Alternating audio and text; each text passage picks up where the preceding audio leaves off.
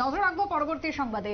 রাজ্যে বন্যায় জেরবার ধর্মনগর থেকে সাম্প্রুম, তবে এই পরিস্থিতিতে ধর্মনগরে পুর পরিষদ নামলো মাঠে। তারা বৈঠক করলেন পরিস্থিতি কে কেন্দ্র করে। নগরবাসী পেতে চলেছে নতুন চেয়ারপারসন, তারা আজকের বৈঠকের পর এমনটাই জানিয়েছেন। পুর পরিষদ ধর্মনগর পুর পরিষদের পক্ষ থেকে বিশেষ করে আজকে এক্সিকিউটিভ অফিসারের উপস্থিতিতে ধর্মনগর পুর পরিষদের 20 জন নির্বাচিত কাউন্সিলর উপস্থিত থেকে বিভিন্ন পর্যালোচনার মাধ্যমে আজকে স্বাক্ষর সম্বলিত রেজলিউশন পাঠালেন উত্তর ত্রিপুরা জেলা শাসকের নিকট এবং সেখান থেকে নতুনভাবে চেয়ারপারসন প্রক্রিয়া যেটা সম্পন্ন হলো। তারপরে নতুন চেয়ারপারসন পেলেন ধর্মনগরের বাসিন্দারা। আর সেই জায়গায় দাঁড়িয়ে আগামী দিনে এই বন্যা কবলিত পরিস্থিতিতে পুর পরিষদ যে ভালোভাবে কাজ করবে সেই আশায় রয়েছে নগরবাসীর। ঠিক কি বক্তব্য উঠে আসছে ধর্মনগর থেকে, শুনুন।